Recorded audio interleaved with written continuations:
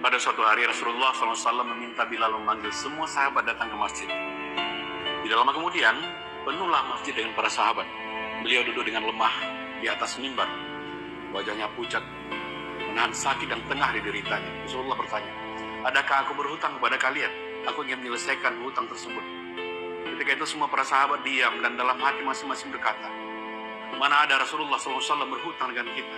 Kamilah yang banyak berhutang kepada Rasulullah. Tiba-tiba bangun seorang laki-laki bernama Ukasha, seorang sahabat mantan preman sebelum masuk Islam, dan dia berkata, ya Rasulullah, aku ingin sampaikan masalah ini. Seandainya ini dianggap hutang, maka aku minta engkau selesaikan. Seandainya bukan hutang, maka tidak perlulah engkau berbuat apa-apa. Nabi berkata, sampaikanlah wahai Ukasha. Maka Ukasha pun mulai bercerita. Aku masih ingat ketika perang Uhud dulu, suatu ketika engkau menunggang kuda, lalu engkau pukulkan cemeti ke belakang kuda. Tetapi cemeti tersebut tidak kena pada belakang kuda, tapi justru terkena pada dadaku. Karena ketika itu aku berdiri di belakang kuda yang engkau tunggangi, wahai Rasulullah. Sesungguhnya itu adalah hutang, wahai Ukasha.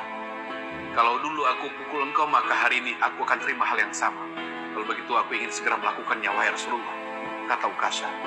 Ukasha seakan-akan tidak merasa bersalah mengatakan hal demikian. Para sahabat yang menyaksikan berteriak, sungguh engkau tidak berperasaan, wahai Ukasha. Bukankah baginda sedang sakit? Ukasha tidak menghiraukan semua itu. Rasulullah SAW meminta Bilal mengambil cambuk di rumah Fatimah, anaknya. Bilal meminta cambuk itu dari Fatimah. Kemudian Fatimah bertanya, untuk apa Rasulullah meminta cambuk ini, wahai Bilal? Untuk apa? Bilal menjawab dengan nada sedih, cambuk ini akan digunakan Ukasha untuk memukul Rasulullah. Terperanjat dan menangislah Fatimah seraya berkata, kenapa Ukasha hendak memukul ayahku Rasulullah? Ayahku sedang sakit. Kalau memukul, pukullah aku anaknya. Bilal menjawab, sesungguhnya ini adalah urusan antara mereka berdua. Bilal membawa cambuk tersebut ke masjid, lalu diberikan kepada Ukasha. Setelah mengambil cambuk itu, Ukasha menuju ke hadapan Rasulullah. Tiba-tiba Abu Bakar berdiri menghalangi Ukasha sambil berkata, Ukasha, kalau kamu hendak memukul, pukullah aku.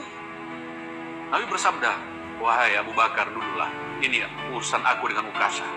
Kemudian Umar bin Khattab berdiri menghalangi secara berucap dengan tegas, kalau engkau berani menyakiti Rasulullah, maka langkai dulu mayatku, ujar Umar. Duduklah wahai Umar, ini urusan antara aku dengan Ukasha. Ukasha menuju ke hadapan Rasulullah dan tiba-tiba berdirilah Ali bin Abi Thalib.